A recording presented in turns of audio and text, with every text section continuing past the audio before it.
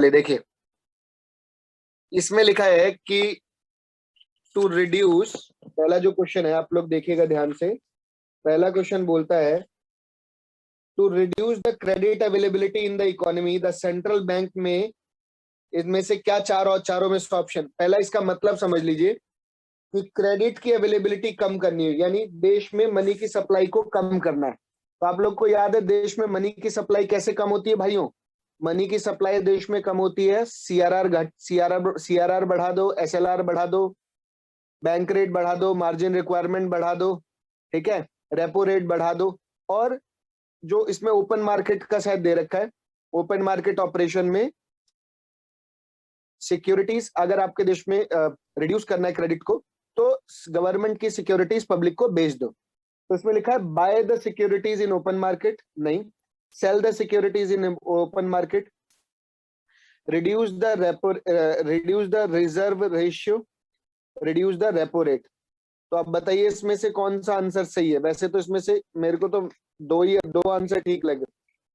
हाँ बोलो भाई, बोलो। सर बी, मेरे- सेल द इसमें, सिक्योरिटीज। हाँ इसमें तो मुझे दो आंसर करेक्ट लग रहे हैं भाई, ठीक है। आंसर तो मुझे इसमें दो करेक्ट लग रहे हैं। पहला इसमें लिखा है the two reduce the credit availability in the economy, यानी उधार मिलना कम हो जाए, यानी मनी की सप्लाई को कट करना है इकोनॉमी। द सेंट्रल बैंक में भी, तो सेंट्रल बैंक, अच्छा ठीक है, सेंट्रल बैंक क्या कर सकती है? सेंट्रल बैंक बी वाला ऑप्शन चूज करेगी, ठीक है। क्या करेगी? बी वाला ऑप्शन चूज करेगी। वैसे तो इसमें बेवकूफ है, इसमें ना ये तीनों ही ऑप्शन नीचे के सही हैं, बी सी डी, क्योंकि तीनों काम ही जो है सेंट्रल बैंक ही करती है, तो इन्हें ऑप्शन नहीं है। लेकिन यहाँ पर हम जो इसमें से सबसे बेस्ट ऑप्शन है वो वही है बी, कि सिक्योरिटीज को ओपन मार्केट में बेचेगी तो काम हो जाएगा। क्वेश्चन नंबर 2 देखिए, question number 2, deficit include interest payment, deficit dash deficit include interest payment by government on past loan. कौन सा डेफिसिट होता है ये? तीन प्राइमरी तरीके डेफिसिट। के, देखिए तीन तरीके के डेफिसिट होते हैं मेरे बच्चों। पहला होता है रेवेन्यू डेफिसिट, दूसरा फिस्कल डेफिसिट और तीसरा प्राइमरी डेफिसिट। तो रेवेन्यू डेफिसिट निकलता है जब रेवेन्यू एक्सपेंडिचर को रेवेन्यू रिसीप्ट से माइनस करते हैं। टोटल फिस्कल डेफिसिट निकलता है जब टोटल एक्सपेंडिचर को टोटल रिसीप्ट से माइनस करते हैं। और प्राइमरी डेफिसिट निकलता है फिस्कल डेफिसिट में से इंटरेस्ट पेमेंट। तो लिखा है द, तो इंटरेस्ट पेमेंट वाला कौन सा है, समझ गए ना आप लोग? यानी ये प्राइमरी डेफिसिट है इसमें, क्योंकि primary deficit include interest payment by the government on past loan. तो प्राइमरी डेफिसिट में से अगर आप इंटरेस्ट पेमेंट, फिस्कल डेफिसिट में से इंटरेस्ट पेमेंट माइनस कर दे तो क्या बचेगा? प्राइमरी डेफिसिट बचेगा। तो समझ गए इसका आंसर सेकंड वाले का? समझ गए? हाँ बोलो एक बारी। Yes sir. कोई ऐसा है जिसको कोई ऐसा है जिसको समझ में ना आया हो? ठीक है, मेरे को बता देना अगर कोई हो ऐसा तो समझ में ना आया तो मैं फिर, ठीक है, एक सेकेंड।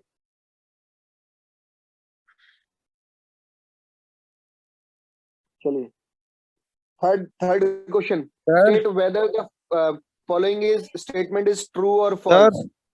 हाँ सर पहले वाले का बी कैसे होगा? क्यों बोल?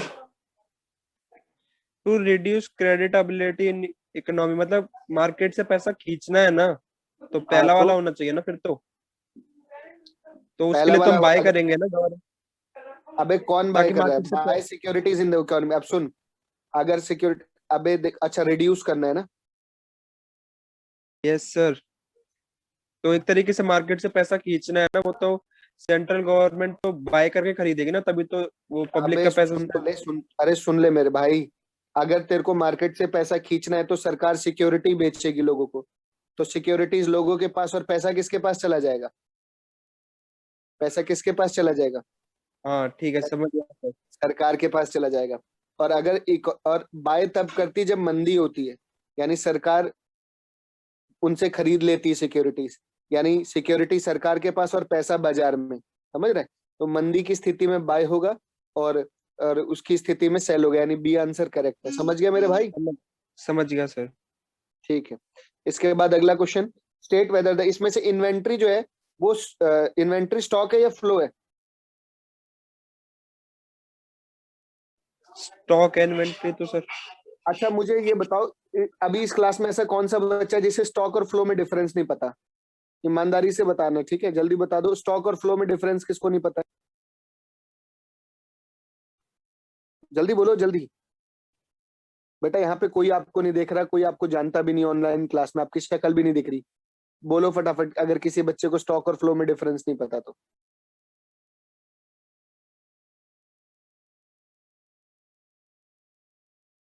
आप मुझे पर्सनल मैसेज कर दो। देखो, स्टॉक और फ्लो में डिफरेंस सबको पता है 100%। पवन इसका आंसर दे भाई।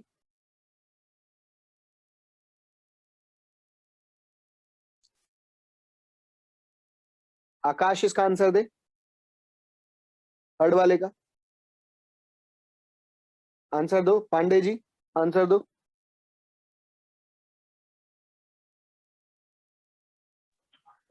फिर स्टॉक होगा ना। हाँ, स्टॉक। इन्वेंट्री क्या होती है? स्टॉक।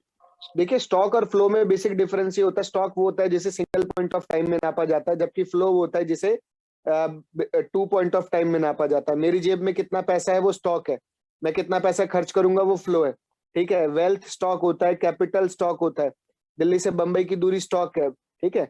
फ्लो क्या है? जिसे 2 समय बिंदुओं में नापा जाता है, 2 पॉइंट ऑफ टाइम में। जैसे प्रॉफिट है, 2 पॉइंट ऑफ टाइम में नापा जाता है, लॉस 2 पॉइंट ऑफ टाइम में नापा जाता है, प्रोडक्शन 2 पॉइंट ऑफ टाइम में नापा जाता है, एक्सपेंडिचर 2 पॉइंट ऑफ टाइम में नापा जाता है। समझ रहे हो?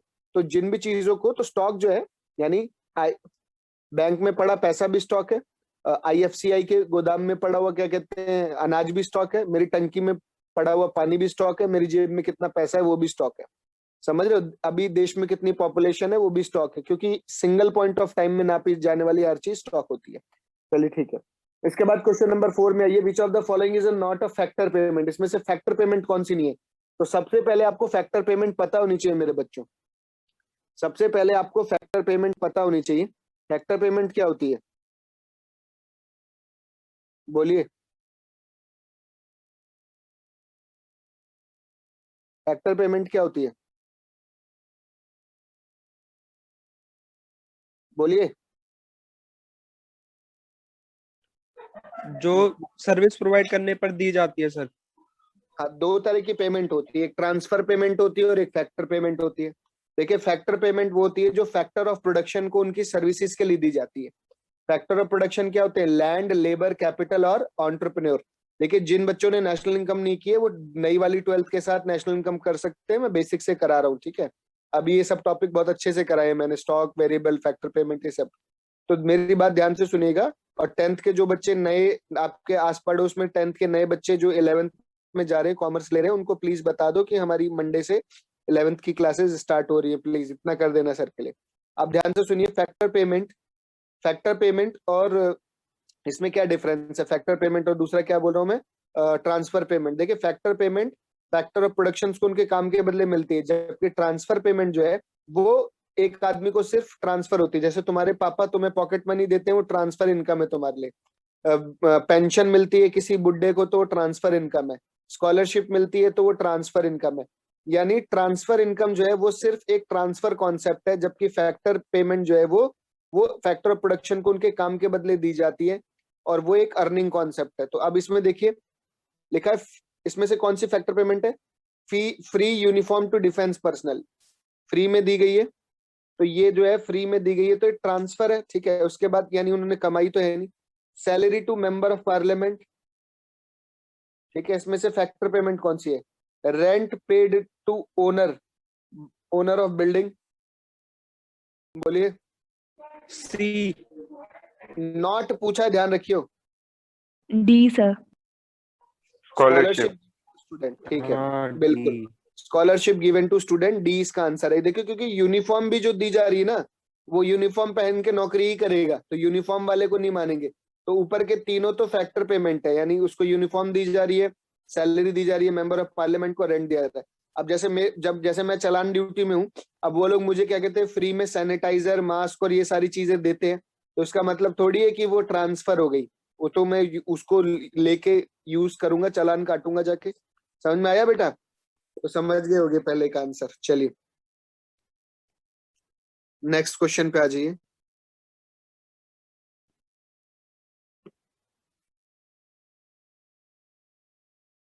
चलिए अगला, इन case of underemployment equilibrium which of the following alternative is true? बोलो बाबू।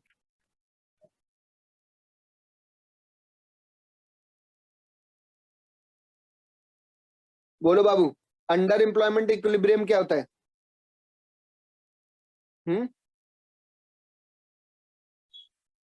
बोलो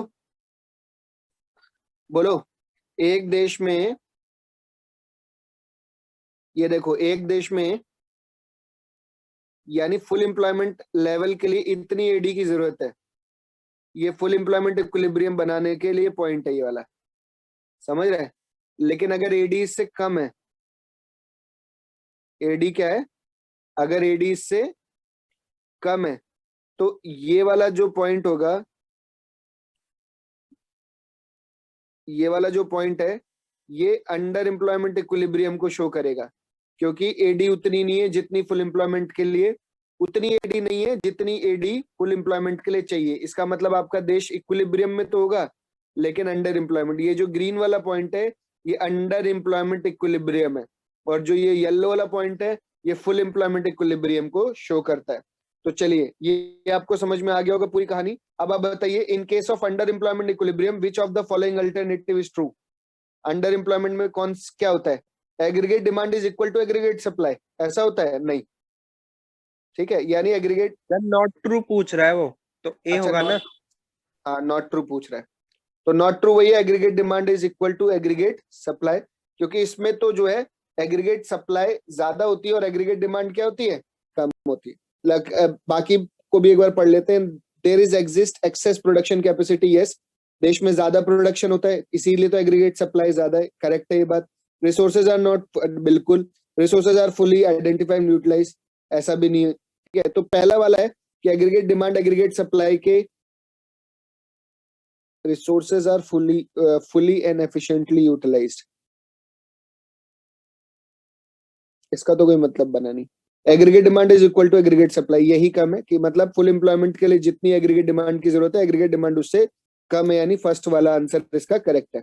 चलिए इसके बाद आ जाइए, यानी ये फर्स्ट पे आप लोग टिक कर सकते हैं, ये वाला है फर्स्ट, ठीक है। चलिए इसके बाद अगला आ जाइए, क्वेश्चन नंबर 6 पे आ जाइए। 6 क्या कहता है? State whether the following statement is true और फॉल्स, ऑल फाइनेंशियल इंस्टीट्यूशन और बैंकिंग इंस्टीट्यूशन। बोल रहा है जितने फाइनेंशियल इंस्टीट्यूशन है वो सब बैंकिंग इंस्टीट्यूशन होते हैं। फॉल्स। फॉल्स। बता दीजिए कि सारे फाइनेंशियल इंस्टीट्यूशन बैंकिंग इंस्टीट्यूशन नहीं होते, इंश्योरेंस कंपनियां बैंक नहीं होती, सबसे बड़ा एग्जांपल है। पोस्टल डिपार्टमेंट बैंक नहीं है पूरा, ठीक है। और बहुत सारे जो फाइनेंशियल इंस्टीट्यूशन पर्सनल लेवल पे काम करते हैं वो सब बैंक्स नहीं होते, ठीक है। किसी को भी बैंक बनने के लिए it should be certified from RBI, तो सारे फाइनेंशियल इंस्टीट्यूशंस बैंक नहीं होते। अगला है question number 7, combined factor income which cannot be separated into various factor income। ये इसका आंसर कौन बच्चा मुझे बताएगा? मतलब हिंदी में बता दूं, combined factor income which cannot be separated into various factor component को क्या कहते हैं? बोलिए। अब अगर इसको आप ध्यान से 2-3 बार पढ़ोगे तो आपको समझ में आ जाएगा, और अभी मैं इसकी हिंदी समझाऊं तो सभी आंसर दे दोगे। देखिए जैसे मैंने तुम्हें बताया था कि वाली दुकान तो सभी लड़कों ने तो सबने वो दुकान देखी है जहां पर मैं बैठता हूँ, ठीक है। मेरे जो दोस्त है उनकी दुकान है वो, उस दुकान पर उसके मालिक भी वही हैं, यानी उसमें उसके मालिक वही हैं, यानी लैंड भी उनका है तो रेंट भी उन्हीं का हो गया, उस पर काम भी वही करते हैं तो लेबर भी वही हो गए, वेजेस भी उनकी हो गई, पैसा भी उन्होंने लगाया तो इंटरेस्ट भी उनका ही हो गया, एंटरप्रेन्योर वही है तो प्रॉफिट भी उनका हो गया। अब उनकी इनकम रेंट भी है, प्रॉफिट भी है, इंटरेस्ट भी है, ठीक है, सब कुछ है, चारों है, तो कंबाइंड इनकम हो गई ना फैक्टर इनकम उनकी। तो अब उनकी इनकम को हम रेंट भी नहीं कह सकते, उनकी इनकम को हम प्रॉफिट भी नहीं कह सकते, एक आदमी की इनकम को रेंट भी नहीं कह सकते, प्रॉफिट भी नहीं कह सकते, तो उनकी इनकम को हम लोग क्या कहेंगे? Mixed income. याद आया आपको? कौन सा मेथड याद करोगे? इनकम मेथड याद करोगे। 3 इनकम उसमें जोड़ी जाती है। कौन कौन सी 3 इनकम जोड़ी जाती है? COE, compensation of employees plus compensation of employees plus operating plus compensation of employees plus operating surplus और plus mixed income। ये 3 चीजें जोड़ते हैं तो क्या निकलता है? NDP at FC. याद आया? तो देखो सब कुछ याद दिला रहा हूं तुम लोगों को मैं। अगला क्वेश्चन आ जाइए, क्वेश्चन नंबर 8।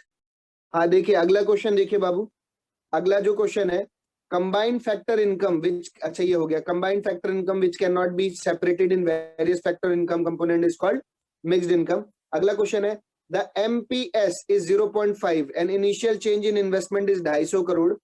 देन ये इसका आंसर सब बताएंगे कि अगर आपके देश में सारे सुनना, अगर आपके देश में एमपीसी कितनी दे रखी है, एमपीसी आपको दे रखी है, एमपीएस दे रखा है, सॉरी एमपीएस 0.25 है। पंडित जी ध्यान से देखो, एमपीएस 2.5 है तो एमपीसी कितनी होगी, 0.75 हो जाएगी। तो बोलता है अगर आपके देश में 250 करोड़ का इन्वेस्टमेंट हो जाता है तो फाइनल चेंज इन इनकम क्या होगा, बोलो।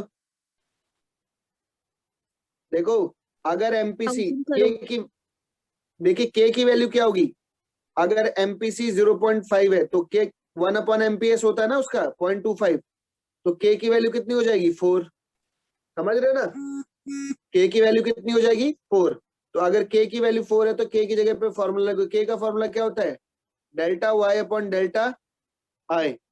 तो के आ गया 4 और डेल्टा वाई आपको पता नहीं है, डेल्टा आई 250 करोड़ का इन्वेस्टमेंट है, तो 250 इंटू 4 करोगे कितना आ जाएगा, 1000 करोड़ जो है इसका आंसर आ जाएगा। कोई ऐसा बच्चा जिसको ना समझ में आया हो, तो इसका पहला ऑप्शन करेक्ट है 1000 करोड़। ठीक है, सबको क्लियर हुआ। नवजोत आपको समझ में आया कैसे हुआ बाबू ये, यस सर। सबको ठीक है, ठीक है।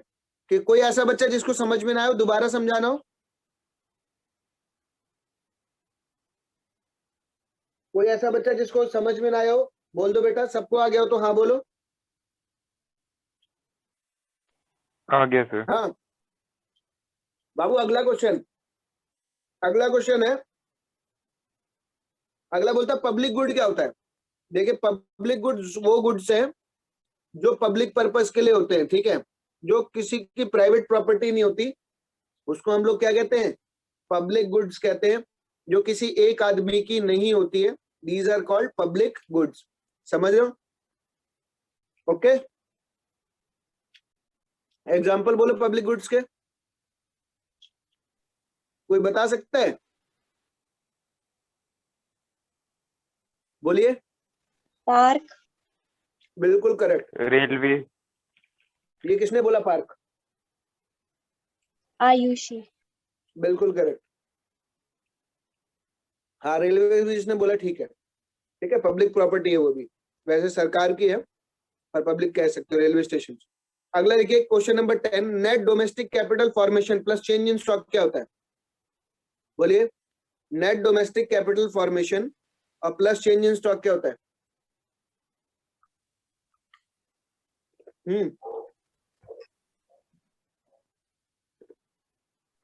नेट बोलो। Domestic capital formation. वही तो दे ही रखा है, बोलो। क्वेश्चन में आपको दे रखा है, क्या दे रखा है क्वेश्चन में, एक सेकंड रुको। एनडीसीएफ। सर वो तो इसमें क्या आ जाएगा, चेंज इन स्टॉक। तो क्या बनता है, बन जाता है नेट फिक्स्ड कैपिटल फॉर्मेशन। क्या बन जाता है, नेट फिक्स्ड कैपिटल फॉर्मेशन बन जाता है। ठीक है भाई। अगला, अगला क्वेश्चन है इसी का second part, nominal gross domestic product GDP is 840 crore and the price index is 120, then the real gross domestic product कितना होगा, बोलिए। बोलिए। When the nominal gross domestic product GDP, यानी नॉमिनल कितनी दे रखी है आपको 840 और प्राइस इंडेक्स कितना दे रखा है आपको 120, तो कितनी हो जाएगी, फॉर्मूला पता है आप लोग को, 700। कितनी हो जाएगी 700। किसने बताया 700, आकांक्षा ने। Yes sir. हाँ फॉर्मूला बोल, price index is equal to Sir, nominal GDP upon price index into 100. Nominal upon real Price index. क्या है? Nominal Nominal upon price index into 100. Nominal upon price index into 100 is equal to में क्या है? Real GDP. Yes, sir. Real GDP का formula तूने बताया। हाँ तो वही तो मैं भी तो वही बोल रहा था, real upon nominal price index. चल ठीक है, ठीक निकाला है, तो 700 आएगा इसका फॉर्मूला। ठीक है, तो वैसे आप याद रखिएगा कि प्राइस इंडेक्स का जो फॉर्मूला है वो क्या है? Real GDP upon nominal GDP into 100। ऐसे करके आप ये चीज आपको दे रखी है, और क्या दे रखा है? नॉमिनल आपको दे रखी है, आप इसको सॉल्व करके रियल निकाल सकते हो। ठीक है, तो ये फॉर्मूला याद रखना और चेक करके मुझे बताना। अगला क्वेश्चन है, subsidies to producer should be treated as transfer payment, defend और रिफ्यूट द गिवन स्टेटमेंट। बहुत बढ़िया क्वेश्चन है। बोलिए, जो सब्सिडीज दी जाती है प्रोड्यूसर को, वो आप इसको क्या मानोगे? इसको आप ट्रांसफर पेमेंट मानोगे या नहीं मानोगे? रीजन के साथ बताओ। पहले तो ट्रांसफर पेमेंट वो पेमेंट होती है जो एक आदमी से दूसरे आदमी को क्या होती है? डायरेक्टली ट्रांसफर होती है। हाँ बोलिए, बोलो, है कि नहीं है? सर सब्सिडीज ट्रांसफर पेमेंट नहीं होती, क्यों नहीं होती? क्योंकि सब्सिडीज होती है क्योंकि हम उसे नेशनल इनकम में माइनस कर देते हैं। हाँ, पहली बात तो पेमेंट है ही नहीं। सब्सिडीज किसी तरह की कोई पेमेंट होती नहीं है। ठीक है, वो एक तरह की आर्थिक सहायता है, यानी इकोनॉमिक हेल्प है किसी को भी। वहां पे कोई ट्रांसफर पेमेंट मतलब कोई ट्रांसफर होता ही नहीं है। ऐसा नहीं कि सब्सिडीज के नाम पे सरकार आपको पेमेंट कर देती है कोई। ठीक है, जो प्रोड्यूसर है उसको छूट दे देती है टैक्स में। ठीक है, तो सब्सिडीज एक तरीके का रिबेट है और ना कि कोई ट्रांसफर पेमेंट। अगर सरकार कोई पेमेंट करती है प्रोड्यूसर को, तब वो ट्रांसफर पेमेंट कहलाएगा। यहाँ पे तो बस वो क्या कर रही है? रिबेट दे रही है एक तरीके का टैक्स में। तो ये इसका आंसर आप बहुत सिंपल सा है, सब्सिडीज जो है वो ट्रांसफर पेमेंट नहीं है। अगला जो क्वेश्चन है, अगला जो है ध्यान से सुनिएगा। ठीक है, नेक्स्ट क्वेश्चन देख लीजिए, इसी का सेकंड पार्ट है 11वें का। Explain the circular flow of income in two sector economy. आपके पेपर में आ जाएगा तो आप तो यही करोगे टू सेक्टर इकोनॉमी में। मैं थोड़ा फोन टिल्ट करके आपको दिखा देता हूँ कैसे होता है। ठीक है, याद रखना वो वाला, याद वही वाला है। इधर क्या होता है आपको याद है? House hold. हाँ, और इधर क्या आता है? प्रोड्यूसर। ठीक है, तो हाउस होल्ड इसको क्या देता है? लैंड, लेबर, कैपिटल और एंटरप्रेन्योर। और इसके बदले प्रोड्यूसर इसको क्या देता है? लैंड को रेंट, लेबर को वेजेस, ठीक है, कैपिटल को इंटरेस्ट और एंटरप्रेन्योर को प्रॉफिट देता है। हाँ, एंटरप्रेन्योर को प्रॉफिट दे देता है। अब उसके बाद प्रोड्यूसर इसको क्या देता है? प्रोड्यूसर इसको देता है गुड्स एंड सर्विस, और ये क्या करता है? गुड्स एंड सर्विसेज की पेमेंट दे देता है। बस इसी को हम लोग सर्कुलर फ्लो ऑफ इनकम कहते हैं कि फ्लो गोल गोल घूमता रहता है। याद आ गया होगा आप लोग को? बहुत बढ़िया तरीके से याद आ गया होगा, बहुत बढ़िया। अगर याद आ गया तो, नहीं आया तो कोई बात नहीं, याद करा तो दिया है। चलिए क्वेश्चन करके दिखाइए। Calculate the gross value added and market price. जल्दी से करके दिखाओ, इसका आंसर बताओ मुझे, जल्दी से बताओ। 12 का आंसर बताओ फटाफट। अभी मैंने 11th वाले बच्चों को पढ़ाया है। कौन सा मेथड है ये? कौन सा मेथड है दोस्तों? Production method, value added production method है। हाँ, प्रोडक्शन। तो प्रोडक्शन कैसे निकलता है? अरे ये साला कलर ही बेकार है, एक सेकंड।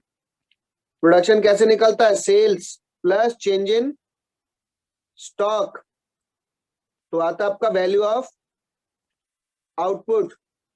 ठीक है, और उसमें से क्या माइनस करते हो? आईसी, इंटरमीडिएट कंजम्पशन, तो क्या निकलता है? GDP at MP. यही तो निकालने को बोला है। जीडीपी एट एमपी को हम लोग दूसरे शब्दों में जीवीए एट एमपी भी कहते हैं। क्या कहते हैं? जीवीए एट एमपी भी कहते हैं। तो मैं निकाल देता हूं फटाफट। देखिए, तो सेल 2 दे रखी है, डोमेस्टिक सेल और एक्सपोर्ट दोनों को जोड़ लो। डोमेस्टिक सेल 200 और एक्सपोर्ट है 10, यानी आपकी सेल्स कितनी हो गई? सेल्स हो गई 210। उसमें से क्या माइनस करना है? Change in stock. तो चेंज इन स्टॉक कितना दे रखा आपको? -10। ठीक है, चेंज इन स्टॉक -10 दे रखा है, तो ये कितना बचा 200, और उसमें से आपको माइनस क्या करना है, ये क्या माइनस करना है आपको, इंटरमीडिएट गुड्स की जगह यहाँ पे लिखा है सिंगल यूज प्रोड्यूसर गुड्स। तो सिंगल यूज प्रोड्यूसर गुड्स को इंटरमीडिएट गुड्स कहते हैं, जो एक बारी में खत्म हो जाते हैं, जो रॉ मटेरियल ही होता है। तो इसका आंसर आपका क्या आ जाएगा 80। ये आ गया आपका जीडीपी एट एमपी। आपको मिल गए पूरे 3 नंबर। जरा सा सवाल है, जरा सा सवाल किया नहीं कि 3 नंबर पा गए। ठीक है मेरे बच्चे।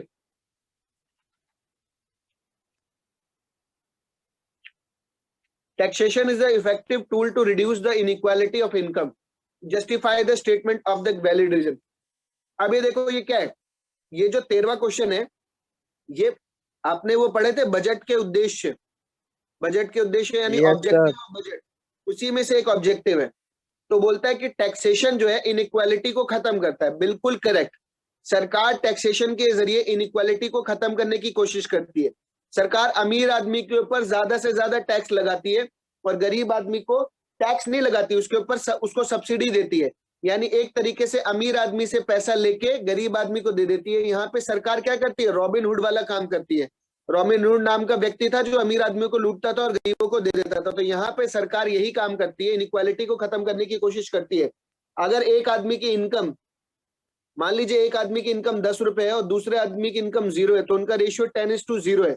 लेकिन सरकार इसकी इनकम पे अगर 3 रुपए टैक्स लगा देती है, अब इसकी इनकम हो जाएगी 7 और ये पैसा इसको दे देती है, तो अब इसकी इनकम हो जाएगी 3। यानी सरकार ने जो पहले 10:0 था उसको 7:3 कर दिया। यानी सरकार ने इनइक्वालिटी को बहुत हद तक खत्म कर दिया। समझ गए मेरी बात? बस आप ऐसे आंसर कर सकते हैं। 14वां क्वेश्चन है, in the given figure what does the KT represent. तो देखिए ये क्या है, देखिए ये वाला ये है, एक सेकंड रुक जाओ, भाई साहब को थोड़ा बड़ा कर लेते हैं। बाबू देखो ये जो है, अगर हम ये बात करें, ये एडीयू है ये वाला, ठीक है, ये नीचे वाला एडीयू है और ये वाला एडीएफ है।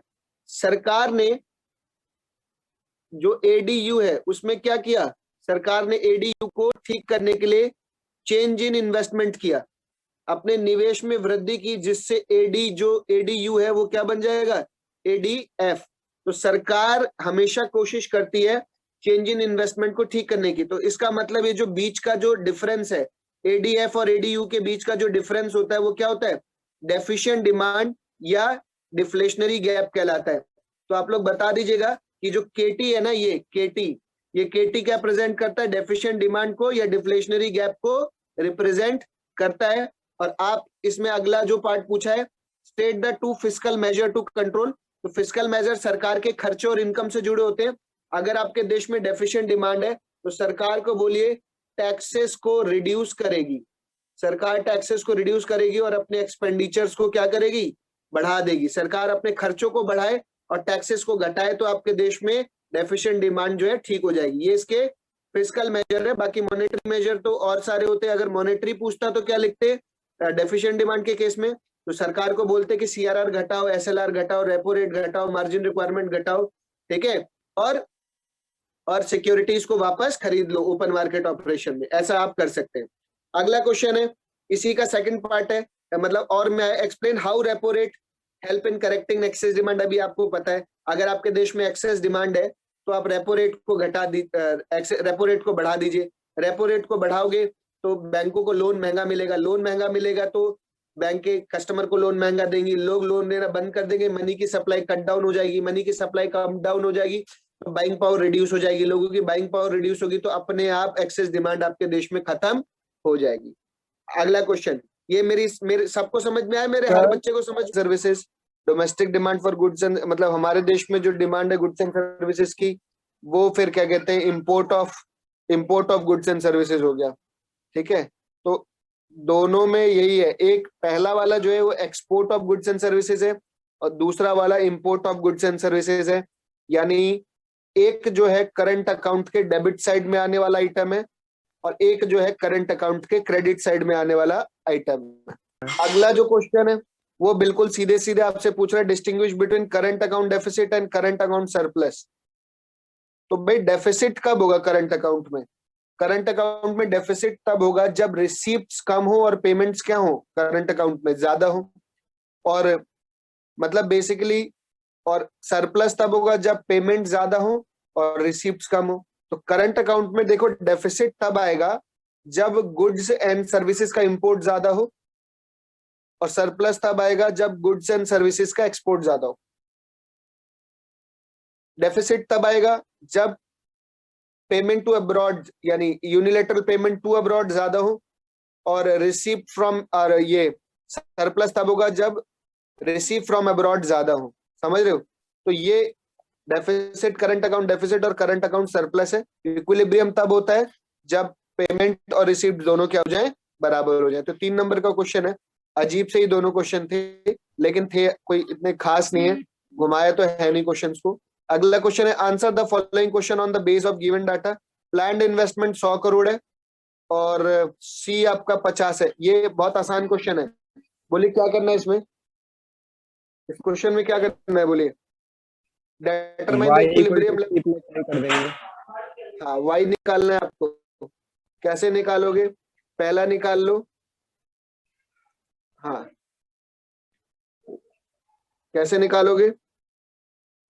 एक second. y equal to y C equal to C plus I, y equal to C plus I. तो c आपको कितना दे रखा है? 50 प्लस 0.5, और y की जगह पे कितना रख दो? सॉरी, y तो आपको पता ही नहीं है ना। निकालना है सर। हाँ हाँ, वही तो निकालना है। रुक जरा, बढ़ कहाँ गई? हाँ हाँ, तो y तो तेरा यही हो गया, और i कितना हो गया तेरा? 100 हो गया। तो सबसे पहले क्या करोगे, इस वाले y से 0.5y माइनस करो, ठीक है। और इधर कितना आ जाएगा? इधर आ जाएगा 100 प्लस 50, 150। और यहाँ y में से 0.5y यानी यहाँ पे y बचेगा, और 150 अपॉन 0.5, तो y कितना आ गया तेरा? y आ जाएगा 300, है ना। y कितना आ गया? 300। अगला बोलता है calculate the saving at equilibrium of national income. अब इसमें आप सेविंग निकाल लो। तो आपको y तो पता ही चल गया, तो सेविंग निकालने का फॉर्मूला क्या होता है? s is equal to s bar डालो। तो सबसे पहले s बार यानी -50 हो गया, और ये 0.5 का तो 0.5 ही रहेगा, और y आ गया 300। तो बस अब इस तरीके से आप इसको सॉल्व कर सकते हो। कितना आ जाएगा? बोलिए। 3 5 जब 15 कितना आ जाएगा? 0.5 से इसको करोगे तो 150। 100 s हाँ, 200 आ जाएगा आंसर। ठीक है, सेविंग कितनी आ जाएगी? 200। माइनस है सर वो। तो आ अच्छा जाएगी माइनस। अच्छा भाई ठीक है यार, मारेगा क्या? गलती हो गई यार, इंसान है, हो सकती है। अब ये यार, ये मिटेगा किससे? ठीक है, तो 150 में से माइनस कर दे तो ये सेविंग आ गई तेरी 100। अब अगला क्वेश्चन पूछा है calculate the value of investment multiplier. वो तुम निकाल लेना कि अगर वो एमपीसी और एमपीएस वो है तो के की वैल्यू कितनी हो जाएगी? 1/0.5 कितनी हो गई? के की वैल्यू 2 आ जाएगी। ठीक है, ये हो गया आपका आंसर।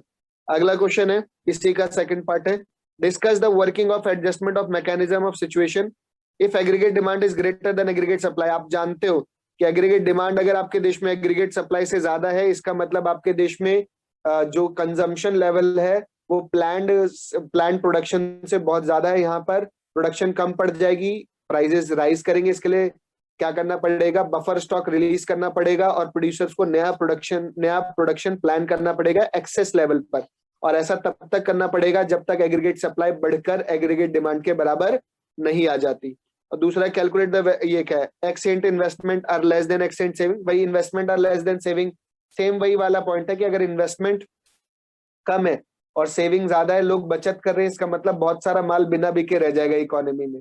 तो फिर वही प्रोड्यूसर क्या करेंगे? प्रोडक्शन को कट डाउन करेंगे, और तब तक आगे फर्दर प्रोडक्शन नहीं करेंगे जब तक जो है इन्वेस्टमेंट जो है जो क्या कहते हैं कम होके, सेविंग जो है कम होके इन्वेस्टमेंट के बराबर नहीं आती। ये अच्छा नहीं होता देश के लिए, क्योंकि ये देश को लो लेवल इक्विलिब्रियम में लेके जाता है। तो हमने देखिए पूरा फर्स्ट पार्ट कंप्लीट कर लिया।